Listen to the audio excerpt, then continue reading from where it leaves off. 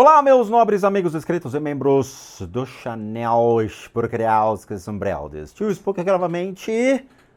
Terceiro vídeo da série. A gente vai analisar então a energia do nosso o senhor, né, aquele assassino Stewart, tá? A Well Stewart aqui, Weldon Stewart, tá? Serão algumas matérias recentes sobre esse cara, eu tava dando uma pesquisada. Há coisas interessantes a respeito disso, até a defesa tentou fazer um grande malabares para que o acordo entre as partes ocorressem, né? Então, obviamente, no julgamento, eu assisti o julgamento, ele chorou, fez lá o teatro dele e tal, mas já é tarde, né, cara? Já fez a merda, então agora senta e chora mesmo, né? E as famílias estavam reunidas e tudo mais, e os advogados fizeram um pouco de escarnecimento sobre algumas partes do caso, falando que ele consumiu drogas com uma das meninas, né, que a menina era viciada. E aí, obviamente, você escuta o choro da família da menina, porque você vê que há um escarnecimento e falta de empatia para com o próximo. Mas eles passam por cima que nem um trator. Aí fizeram um acordo de 50 e poucas acusações, foi para 39, 38, mas não faz diferença nenhuma, perpétua é perpétua. Então o juiz, né, ele poderia ter encurtado mais a audiência e falado, velho, me dá só, matou 3 pessoas? Perpétua, acabou, tchau, até logo. O que ele fez, o que ele não fez, não me diz respeito. Encontraram 3 corpos na casa do cara, tem provas que foi ele, tem DNA, tem não sei o quê, acabou, morreu a história. Ele tem uma ficha corrida? Quantos estados ele cometeu o crime? Desde quando ele está sendo preso? Cara, acabou, perpétua, próximo. E aí ele encurta em meia hora isso daí. Mas é um show, né? Às vezes precisa do show. Então, cria-se o show. Então, o Sr. Stewart Weldon Stewart, está aqui na nossa frente, tá? Então, esse aqui é o momento de uma das audiências, até porque na audiência atual, que seria na época pós-Covid, ele já tá mais gordinho, tava de terno e gravata, né? Ganhou peso. Isso é bom, né? Significa que você está sendo alimentado na cadeia por meio do dinheiro público. Mas, nesse momento aqui, foi uma das primeiras prisões dele mediante aos crimes. Então, ele tá real fresh, pra gente poder analisar. Existe uma coisa que já chama atenção, tá? Então, vamos entender certas coisas, porque tem pessoas que caíram de paraquedas no canal e não entendem nada do que eu faço e vêm porque gostaram, sei lá, da minha foto, acharam legal minha participação em podcast, coisa desse tipo. E a gente tem que buscar o entendimento, tá? Eu sou um clarividente licenciado internacionalmente por um instituto que realmente habilita pessoas para poder trabalhar com técnicas de terapias como cura mesmo, como medicina, no Oriente. Então eu falei, nos Estados Unidos eu posso ter uma clínica? Posso. Na Europa eu posso ter uma clínica? Posso. Obviamente na Ásia eu posso ter uma clínica? Posso. No Brasil? Difícil. Tá? Aqui eu teria que usar o título como alternativa ou complementar. Mas no Oriente, o que a gente faz é medicina. Medicina. Ok? A bioenergia ela é utilizada durante muitos e muitos e muitos séculos. As primeiras manifestações de bioenergia, pelo que eu conheço na história, vêm dos grandes reis da Índia, numa época de 3.000, 4.000 anos atrás, até antes desse período, onde realmente se manifestavam os primeiros conhecimentos sobre as técnicas de bioenergia, a medicina tibetana, que advém depois, mas no hinduísmo a gente tem o Qigong médico e outras técnicas que são utilizadas para tratar, por meio da energia do indivíduo, suas enfermidades. Quando a gente vai então para a China, a gente se depara com a medicina tradicional chinesa, a acupuntura e os pontos de energia. Então, o Oriente é repleto de técnicas que são consideradas medicina. Medicina tradicional chinesa.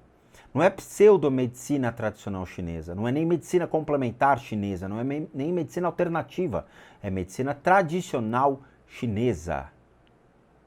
Ok? Muito bem. Então, nosso corpo ele é repleto de micropontos e pontos de energia espalhados por toda a nossa estrutura.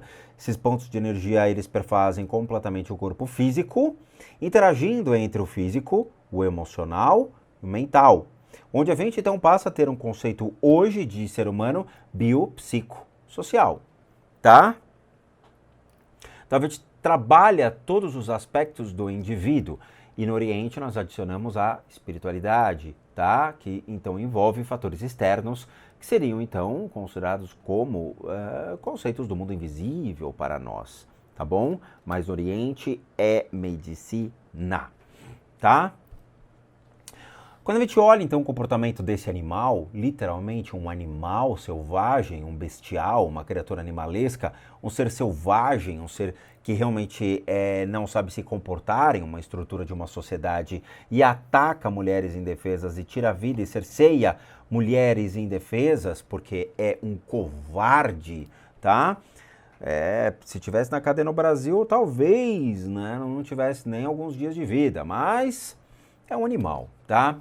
Então, como um animal, ele perfaz certos comportamentos. Esses comportamentos, quando a gente olha a priori, tem duas manifestações de energia que já chamam atenção. Primeiro, o sistema nervoso. Segundo, as emoções inferiores. Esses dois sistemas, eles chamam atenção. Eles são combinações explosivas, tá? Para quem acompanha o Spook Murder Houses, que é uma playlist espetacular do canal, a gente então tem uma combinação do pensamento, das emoções e da vontade. Quando uma pessoa já perfaz a intenção de, a pessoa já sente as emoções de, isso aqui cai por terra. Porque o ato de fazer, então ele é vencido pelas estruturas que têm então mais peso sobre a mente de um indivíduo. Lembrando que na medicina tradicional chinesa, o cérebro está no coração, onde perfaz as emoções. Então, o que nós temos? Todos os princípios que levam a pessoa a cometer qualquer ato selvagem. Quando a pessoa perde o sistema nervoso e quando o cara ele tem esse fluxo mais agressivo das emoções, esse cara aqui você tem que levantar e sair de perto, pois ele se torna um dos maiores animais já vistos. Entende? Ele se coloca como um predador, ele se coloca como um caçador, ele se coloca como uma pessoa que expressa a sua raiva por meio de atos contra a vida. O que circula, então, sobre os pensamentos e as emoções desse indivíduo? A gente cria formas de pensamento. O nosso sistema nervoso, ele interage com todo, obviamente, a estrutura cerebral, com a estrutura de todo o sistema nervoso que perfaz, então a coluna, o bulbo, toda a parte da coluna cervical. Então, ele gera pulsos e impulsos à pessoa. Quando o sistema nervoso, então, ele está comprometido, ele começa a afetar toda a estrutura do cérebro do indivíduo. Ele começa a prefazer falhas de conduta e postura. Geralmente, pessoas que batem a cabeça, logo afetando o lóbulo frontal, eles têm problemas de ética e moral dentro de princípios de uma sociedade. Estruturas do cérebro, então, passam a ser comprometidas e ele perde uma noção do que é certo e o que é errado. Então, a gente está falando de estudos, tá? Não sei se é o caso desse cara, se ele realmente teve algum comprometimento cerebral. Todavia, ele então tomava remédios para certos problemas que ele tinha mentais. Quando então esse ser humano se perfaz de uso de medicamentos que são então controlados, ele precisa ser assistido continuamente por um médico, um especialista, onde vai controlar a dose e ver se ele está melhorando ou se está piorando. E aí o controle da dose tem que ser aumentado ou diminuído. Ele provavelmente parou de tomar os medicamentos. Por quê? Porque o sistema nervoso dele, ele tem uma bela ruptura e uma mancha do lado direito, tá? Todos os pontos do corpo humano, eles são formados por camadas. Essas camadas, até adentrar aí a raiz e fixar no órgão, elas se perfazem por estruturas comportamentais. Sejam relações de parentesco, sejam comportamentos, sejam ações que a gente vem a tomar e se mantém o registro nesses pontos. O ponto, ele lidera você em todos os aspectos. Ele entrega uma pessoa em termos de relacionamento familiar, entrega uma pessoa com relação às emoções e a forma como ela lida com as emoções, ou mesmo sobre falhas de conduta ética e moral, advindo da ruptura do próprio sistema nervoso. Ou seja, na minha mão não passa um. Tomando meu chazinho. O que acontece então com esse indivíduo? Todo esse lado escuro dele, do sistema nervoso, significa que ele tem falhas na estrutura do pensamento, falhas de estrutura de comportamento, falhas em interpretações sobre princípios e valores. Então veja o seguinte, você tem um copo. Esse copo, ele tem um líquido que é claro, tá? É um chá. Se esse copo estiver sujo, vamos dizer que ele está com uma borra de café enorme lá dentro. E quando você toma esse chá, você não consegue ter o gosto do chá. Você vai ter uma mistura entre borra de café e chá. O que acontece com o seu paladar ao misturar duas substâncias, sendo que a expectativa é encontrar chá? Gera uma confusão. Essa confusão vai para o teu estômago e pode te gerar um problema gástrico. Vou te dar um exemplo, tá? Nesse caso, o sistema nervoso dele é idem. Pelo fato dele não ter uma interpretação lógica racional, por ele não estar usando seus medicamentos, então se perfazendo de uma estrutura de pensamento mais clara dentro da interpretação entre cara, eu não estou bem, eu reconheço que eu estou doente, eu preciso de ajuda. No primeiro impulso negativo, a primeira sensação estranha, a primeira resposta errada do organismo, mediante então a pensamentos que ele venha tomar, automaticamente você deveria fazer um juízo de valor. Esse juízo de valor é, eu não estou bem. Você vai procurar um médico. Quando ele passa então a conviver com o fator da disruptura do ponto de energia, falando, ok, esse sou eu, os remédios escondem quem eu sou, os remédios estão impedindo o eu de aflorar, sair ou apresentar ao mundo, ele passa a conviver com Jekyll e Hyde. Ele passa a conviver com duas personalidades. Ele passa a conviver com uma personalidade que ele considera como uma personalidade social, onde ele perfaz somente o básico, ou seja, trabalho, ganho dinheiro, vivo com dinheiro, mas mantém uma relação junto a uma sociedade, encobrindo quem eu sou, sendo que as vontades, então, surgem pelo sistema nervoso mais imundo e sujo, onde ele realmente observa as pessoas e se perfaz a maldade e não a bondade. Veja, o Jekyll Hyde, ele geralmente esconde o mal, onde o mal ele sai em alguns momentos, mas ele tenta controlar o mal sob a pressão do bom. Esse cara não. Ele é o inverso. Ele tende realmente a encobrir a sua maldade pura mediante a uma falsa personalidade. Então nós temos o inverso. Nós temos uma estrutura maléfica sendo encoberta pela bondade. Entende? Só que essa estrutura maléfica, ela toma quase a metade de todo o sistema nervoso dele. Então ele perde o controle com muita facilidade e ele escancara o que ele é.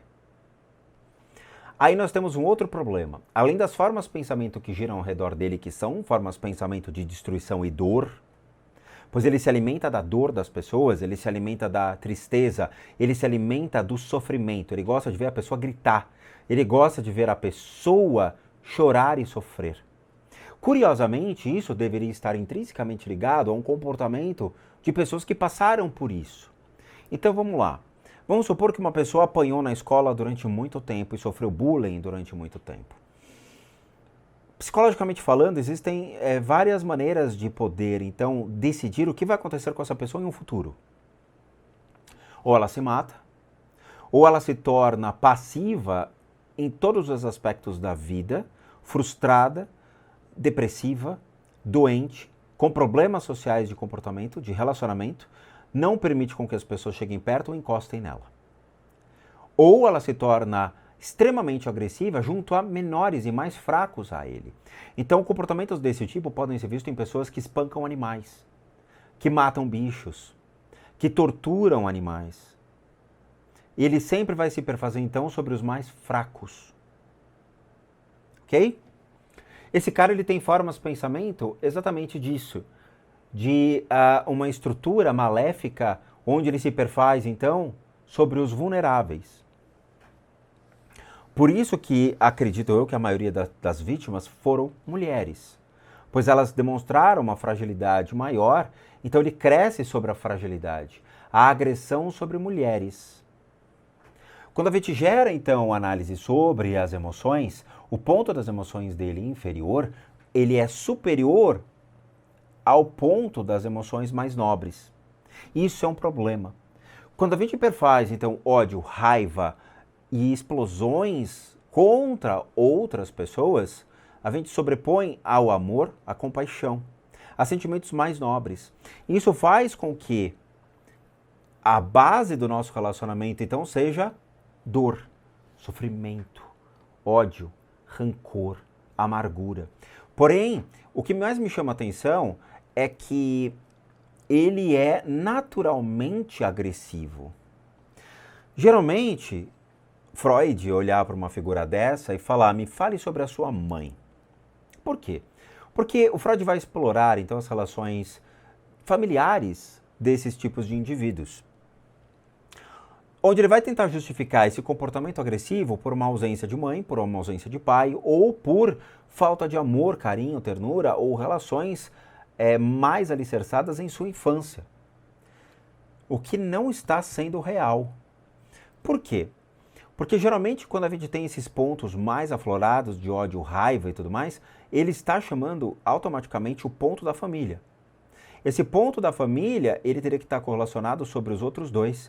Por quê? Porque quando a família nos rejeita, eu posso ter comportamentos desse tipo quando eu cresço. Quando a família me maltrata, me violenta ou violência sexual dentro de casa, eu posso vir a ter esses comportamentos. Mas não é o caso do Stuart. O Stuart não demonstra ter tido tanto sofrimento assim em sua casa. O que perfaz, então, a sua própria natureza ser má. É um indivíduo que nasceu com um intuito ruim, maléfico. Por mais que as pessoas falem, tá, tio Spook, mas pô, ele tem lá várias doenças. Aquelas doenças não são reais, aquelas doenças são simplesmente superficiais sobre os diagnósticos que foram apresentados sobre esse animal. Ele é um psicopata, um sociopata, ele é uma pessoa que tem distúrbios seríssimos dentro de um convívio social e que vê as mulheres como um objeto de caça, de perseguição e de violência. Ele estupra, mata, violenta, ele agride, ele é um animal. Quando a gente fala sobre todas as doenças, dilexia, déficit de atenção e tudo mais, desculpa, a grande maioria das pessoas no mundo apresentam, mesmo que em doses poucas doses, esse tipo de enfermidade. Dislexia acontece, é o mal de uma época, uma geração. Os déficits de atenção, eles acontecem com o fluxo de informação que nós temos, as pessoas se perdem, as pessoas não conseguem se concentrar, a mente não gera o ponto focal, pois ela está tentando raciocinar de diversas outras situações que passaram na vida do indivíduo. Então, a análise que foi passada sobre os distúrbios desse cara cai por água abaixo em todos os aspectos. O que a gente tem aqui é muito estranho que por mais que ele tenha uma ruptura familiar com perdas familiares, onde pode ter uma separação de pai e mãe, onde pode ter uma perda muito grande de entes que ele viu morrer, como avó, como avô, porque o ponto da família dele tem rupturas, como todo mundo tem, sabe? O meu ponto familiar tem rupturas. Por quê? Porque minha avó morreu, minha bisavó morreu, porque, obviamente, todo mundo passa por situações de morte na família ou de perda familiar, ou separação familiar. Só que isso daí não torna-se uma justificativa para os atos que ele acomete simplesmente porque viu a avó morrer ou porque houve a separação dos pais. Um ato como esse teria que ser uma rejeição máxima da mãe, o abandonando, ou ele sendo violentado por familiares. Aí sim a gente poderia levar ao extremo da coisa, mas nesse caso não. Então o que ele tem realmente é a sua própria natureza assassina e vingativa, onde a gente tem então esse problema do sistema nervoso combinado com as emoções, os quais eles foram maturando ao longo de toda a sua vida. De toda a sua vida. A maldade se perdurou ao longo de muitos e muitos anos, para poder chegar a uma natureza sólida que infringe código de ética e moral dentro de uma sociedade, e isso daí é uma maturação antiga, extremamente antigo, tá? Mas a gente tem uma coisa legal. Muito bem, estamos com um universitário aqui, para quem não sabe quem são os universitários, temos vídeos sobre o mesmo no canal. Não pergunte no box, pois não terão respostas. Tudo está em vídeo. Assistam os vídeos, tá? Quando a gente desce, então, para esse ponto, onde nós temos o ponto do estímulo, o ponto do sexo, o ponto da família e o ponto da grana, ou finanças, ou de toda a estrutura básica da consolidação dele como indivíduo, nós temos problemas. E problemas interessantes a serem analisados, meu caro Watson. Esse ponto do estímulo da vontade, ele naturalmente ele é superexcitado. Curioso. Então nós temos esse ponto e esse ponto que conduzem toda a ética e moral dele. É no que eu quero, no que eu acho, no que eu penso, no que eu sinto e no que eu desejo. Quando ele bate no ponto das vontades, o que superexcita, então, o ponto da vontade dele? O sexo. O ponto sexual é o gatilho para o seu comportamento animal. Então, o que nós temos aqui, meu caro Watson, é o impulso sexual se perfazendo sobre as vontades.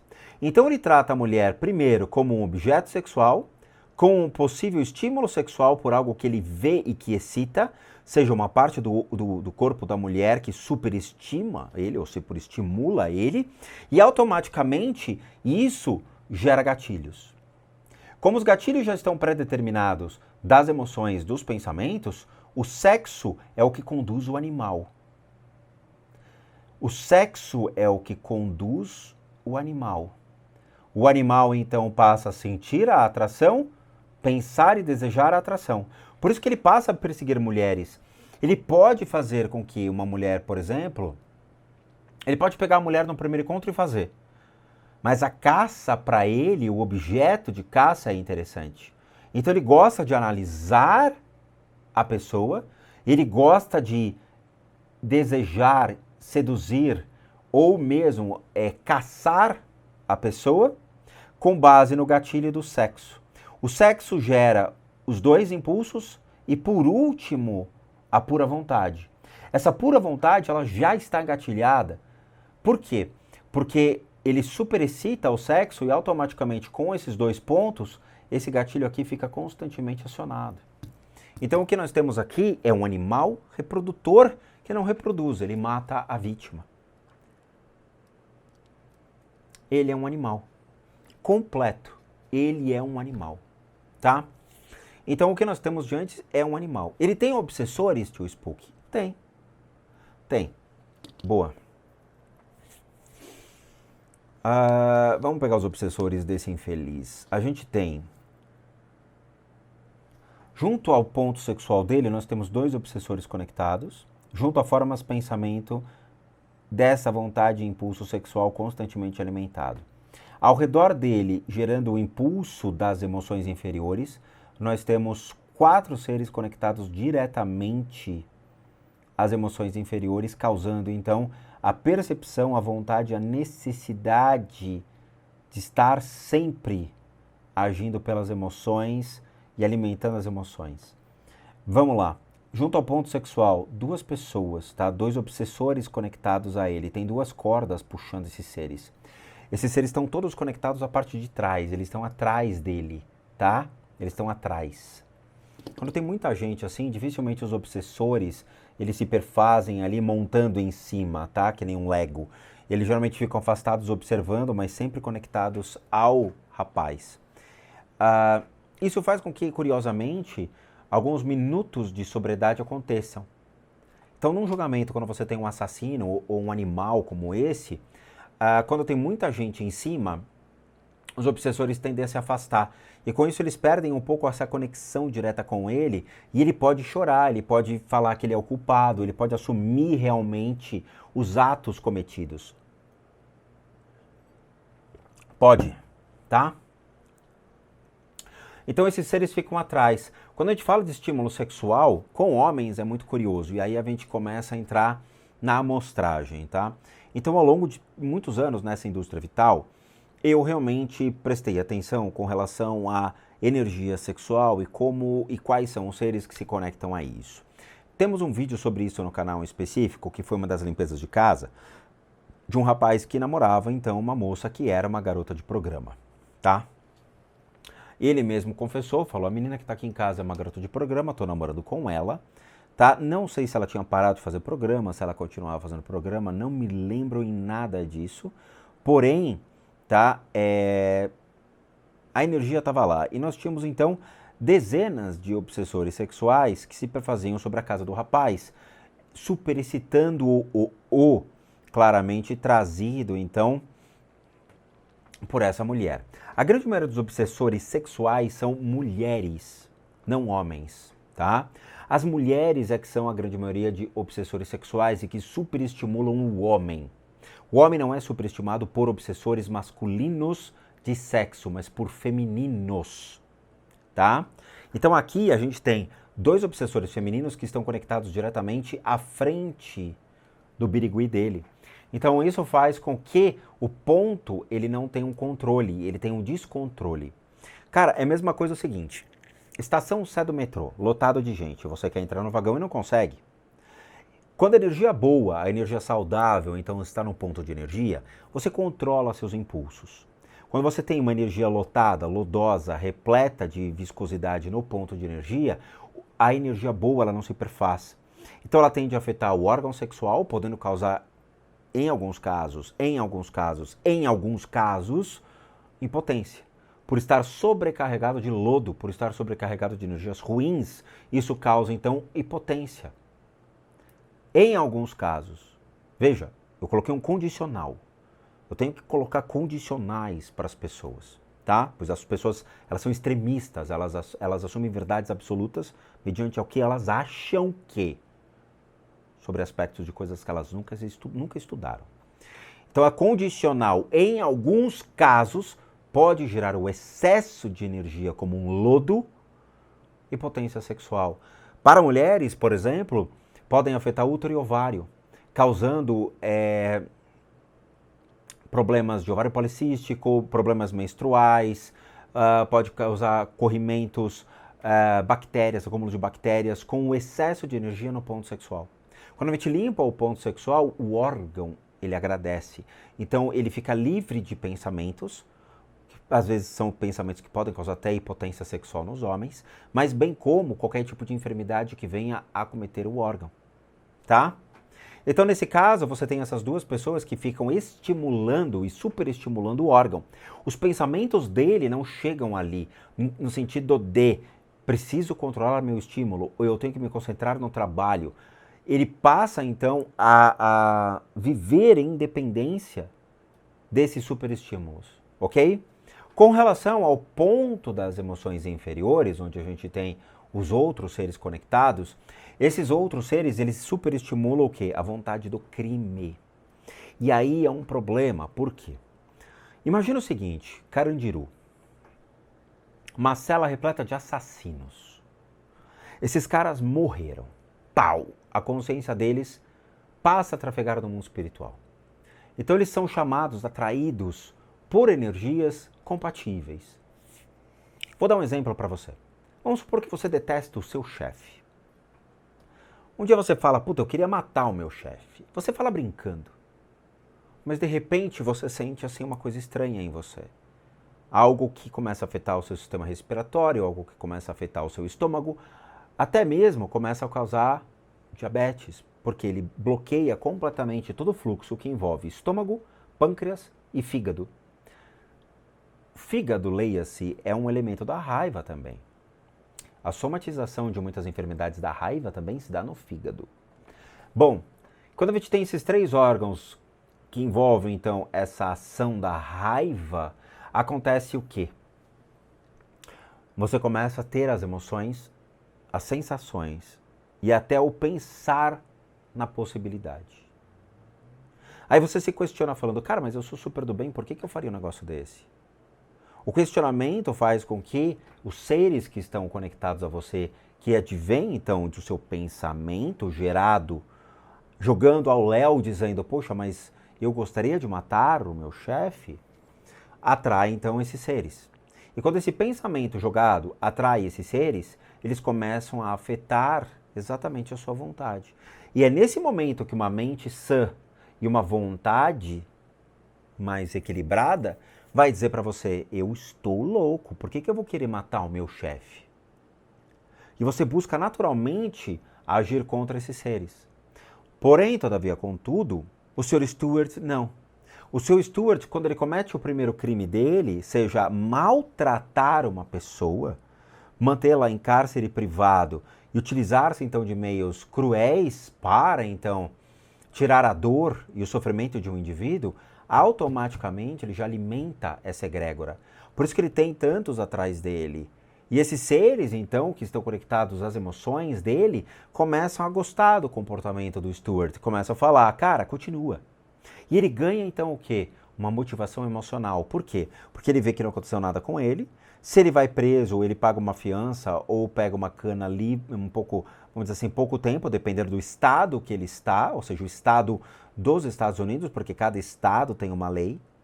Então ele começa a ponderar sobre alguns aspectos. Porém, ele percebe que o gosto da dor, do sofrimento e da morte é algo que o alimenta. Então ele passa a viver na margem de uma sociedade tendo pensamentos, ações, emoções que condizem com os estímulos animalescos mais sujos visto. Ética e moral não existe, uma conduta dentro de uma sociedade não existe. A ideia de um contrato social, coitado do Rousseau, nesse aspecto entre o Estado, o indivíduo e os meios, então, que ele estaria inserido, deixam de existir, e somente a lei o poderia, então, prender e enjaular esse animal. Ela demorou para ocorrer? Demorou. Há vídeos que reclamaram falando, cara, a justiça não foi feita no seu tempo correto, os oficiais meio que cagaram pro cara, ele tinha, vamos dizer assim, meios para conseguir então se escapelar disso, né?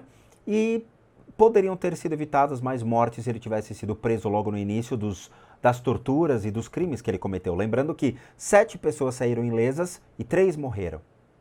Essas 3 que morreram, então, poderiam ter sido evitadas essas mortes. Ok? Então o que nós temos é exatamente isso. Mas eu vou ressaltar novamente. Eu sei, é muito difícil falar na internet. É muito difícil. Para uma pessoa virar um Stuart, não são os obsessores que o fazem, e sim o seu próprio comportamento animal, a sua própria natureza, a sua própria índole, a sua própria essência do mal. Ok? Nós não estamos falando do esqueleto, nós não estamos falando de Hordak, nós não estamos falando sobre Mun-Ra, nós não estamos falando sobre o diabo, nós estamos falando sobre aspectos de um humano, de uma pessoa com problemas sérios emocionais e mentais, que tem problemas seríssimos de ética, moral e conduta em sua vida. Não podem existir numa sociedade, não podem interagir com indivíduos saudáveis, pois eles se tornam então predadores. É igual jogar um peixe saudável, lindo e bonito, num aquário com peixe beta. Esse cara é um peixe beta. Esse cara é um assassino. Ele é natural born killer. Não são os obsessores que o fazem, é ele que o faz. É a reação química do organismo dele. São os desejos, as vontades, os impulsos dele, da natureza dele. É a mesma coisa que eu falar para vocês, qual é o gosto de um chocolate. Naturalmente vocês começam a salivar. Pois vocês lembram de um chocolate. Qual é o gosto da morte? O Stuart começa a salivar, pois ele sabe o gosto de matar uma pessoa. É isso que vocês têm que entender. Ele é um natural born killer. Ele é um assassino natural. Ele realmente perfaz um animal. Ele não pode ficar livre, ok? Esse é o ponto, tá? Sobre a casa do Sr. Stuart, que na verdade pertence à mãe dele, as cenas que ali foram gravadas são só poucos takes e não tem todos os quartos. Eu ainda vou fazer uma procura maior, mas assim, a maioria das imagens que foram colocadas na mídia foram só de alguns lugares onde os corpos foram encontrados. Não perfaz o quarto, sala, cozinha. Eu não tenho todos os cômodos em aberto. Então ainda vou dar uma olhada, mas dentro do critério de análise, eu espero que vocês entendam que nós temos a estrutura física, emocional e mental, ponto.